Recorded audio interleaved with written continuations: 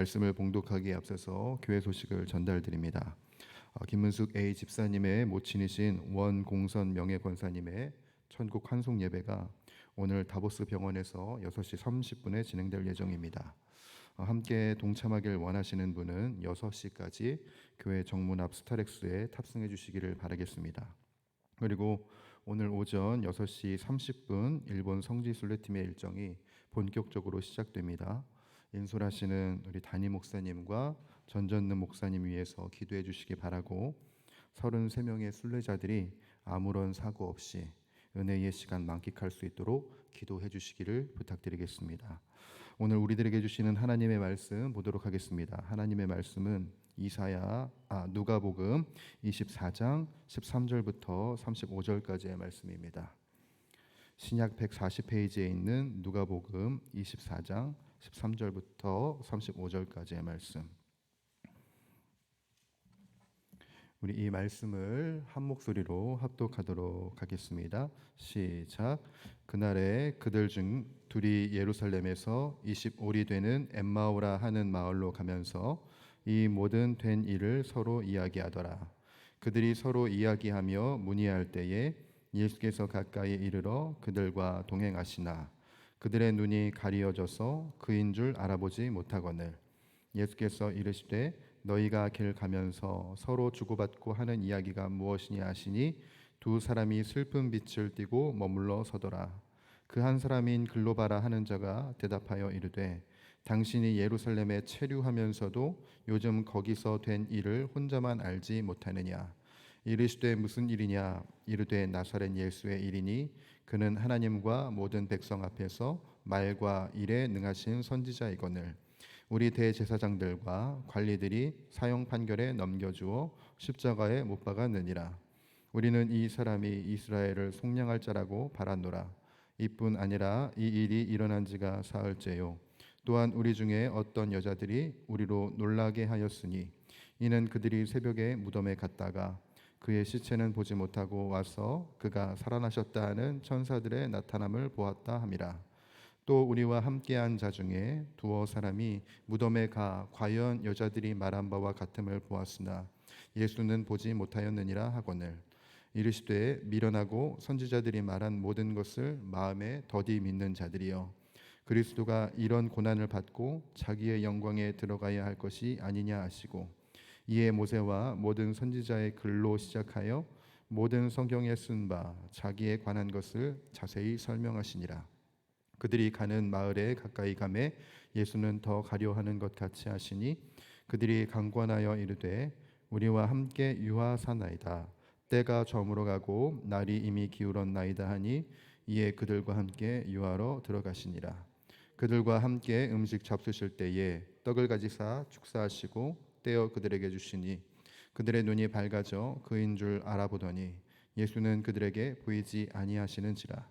그들이 서로 말하되 길에서 우리에게 말씀하시고 우리에게 성경을 풀어주실 때에 우리 속에서 마음이 뜨겁지 아니하더냐 하고 곧 그때로 일어나 예루살렘에 돌아가 보니 11 제자 및 그들과 함께한 자들이 모여 있어 말하기를 주께서 과연 살아나시고 시몬에게 보이셨다 하는지라. 두 사람도 길에서 된 일과 예수께서 떡을 떼심으로 자기들에게 알려주신 것을 말하더라. 아멘. 첫째 딸의 7살 때의 일인데요. 딸이 혼자 자는 것을 무서워해서 제가 같이 잤습니다. 그러다가 지금처럼 이제 제가 새벽 기도를 와야 되면은 혼자 이제 방치가 되는 것이죠. 그런데 그 날은 제가 새벽 기도 가는 사이에 딸이 일어난 모양이에요. 그래서 제 자리가 비어 있는 것을 보고 펑펑 눈물을 흘리는 것이죠. 그러다가 이제 제가 딱 들어오니까 삑삑삑 소리가 나서 딱 이제 열자마자 딸이 와락 이제 안기는 거예요. 그러면서 아빠가 없어서 너무 무서웠어요라고 말하더라고요. 그래서 딸한테 그랬어요. 딸, 아빠가 새벽기도 갔다가 다시 돌아올 건데 뭐가 무서워라고 이야기했더니 아빠가 다시 오지 않을 것 같았대요. 예. 여러분, 우리들의 인생이 언제 가장 슬프게 될까요? 우리들의 인생이 언제 가장 아프게 되겠습니까? 내가 의지하는 누군가가 사라지면 우리들은 슬픔이 찾아옵니다. 오늘 본문에도 잃어버려서 슬퍼하는 자들의 모습이 등장을 합니다. 바로 엠마오로 향하는 두 제자인데요. 오늘 이 제자들의 이야기를 좀 두 부분으로 살펴보려고 합니다. 13절부터 24절. 왜 슬픔에 빠지게 되었는가? 그리고 25절부터 35절까지 우리가 슬픔을 극복할 수 있는 이유를 어디에서 찾을 수 있는가? 이 두 부분으로 살펴서 하나님의 말씀을 상고해 보도록 하겠습니다. 17절 함께 우리 다시 한번 더 읽어보죠. 읽어봅니다. 시작. 예수께서 이르시되 너희가 길 가면서 서로 주고받고 하는 이야기가 무엇이냐 하시니 두 사람이 슬픈 빛을 띠고 머물러 서더라.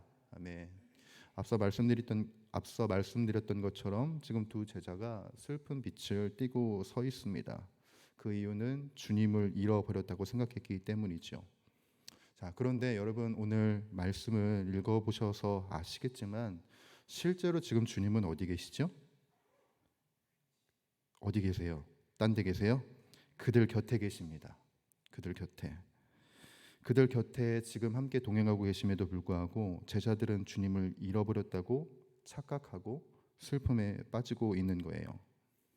이 부분을 보면서 우리들은 나를 슬프게 하는 원인이 다른 것에 있는 것이 아님을 우리들이 발견하게 됩니다.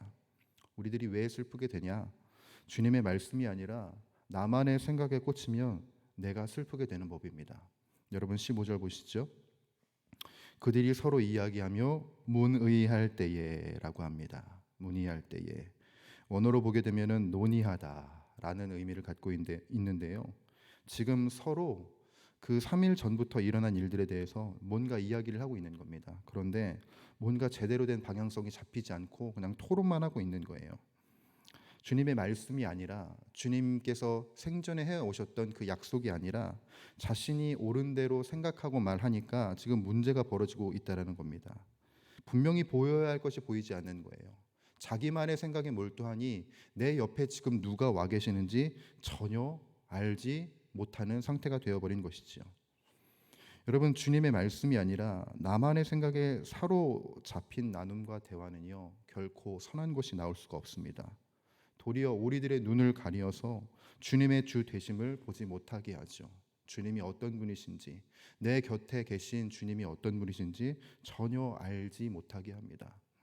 그래서 여러분 우리들은 살면서 생각을 해봐야 됩니다. 어떤 생각을 해봐야 되냐면 지금 나를 사로잡고 있는 생각은 무엇인가?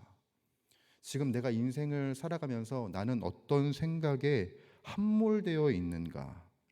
여러분들을 사로잡고 있는 생각이 지금 무엇입니까? 지금 여러분들을 함몰시키는 그 생각이 무엇입니까? 세상으로부터 온 것입니까? 아니면 주님의 말씀으로부터 온 것입니까? 여러분 나의 생각이 주의 말씀으로부터 온 것이 아니면 우리들은 슬픔을 향해 나아갈 수밖에 없고 주님을 잃은 것처럼 살아갈 수밖에 없습니다. 그때 주님은 자신의 생각대로 각자의 소견에 옳은 대로 생각하는 자들에게 무엇을 하시냐면 이들을 내버려 두지 않으시고 가까이 다가오십니다.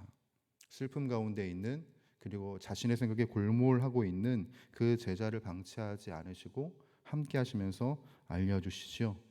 여러분 25절부터 27절인데요. 이 말씀도 함께 읽어봅니다. 시작. 이르시되 미련하고 선지자들이 말한 모든 것을 마음에 더디 믿는 자들이여 그리스도가 이런 고난을 받고 자기의 영광에 들어가야 할 것이 아니냐 하시고 이에 모세와 모든 선지자의 글로 시작하여 모든 성경에 쓴 바 자기에 관한 것을 자세히 설명하시니라. 아멘. 주님이 말씀하시죠. 미련하고 선지자들이 말한 모든 것을 마음에 더디 믿는 자들에게 말씀을 하십니다.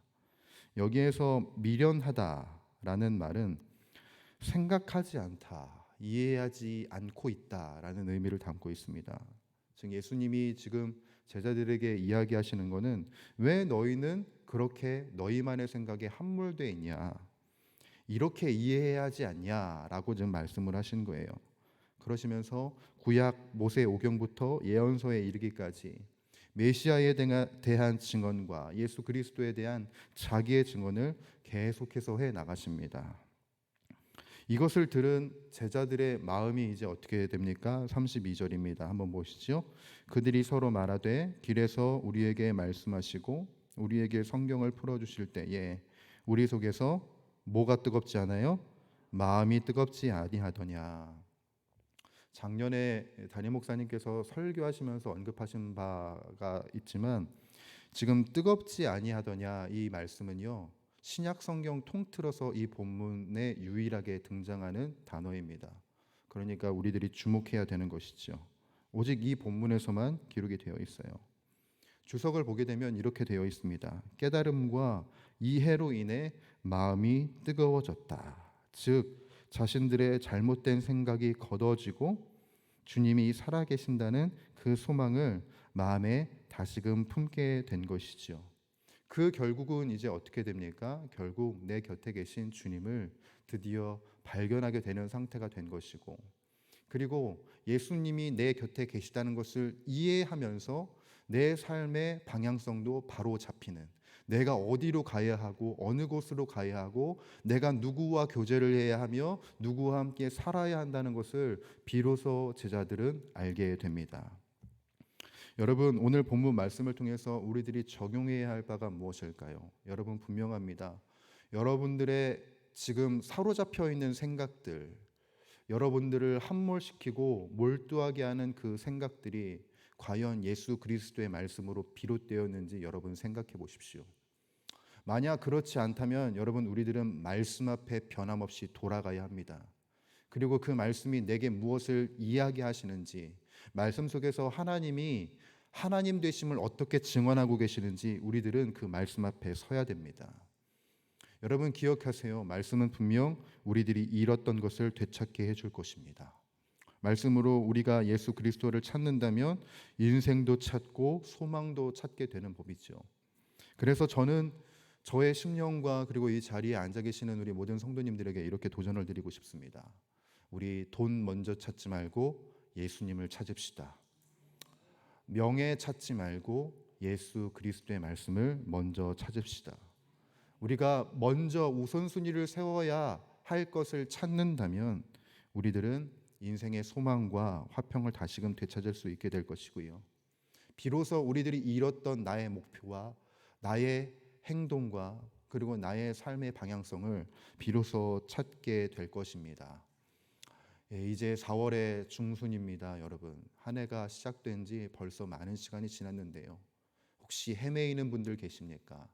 나만의 생각에 몰두하여 낙담되고 슬픈 나날들을 보내고 계시는 분들 계십니까?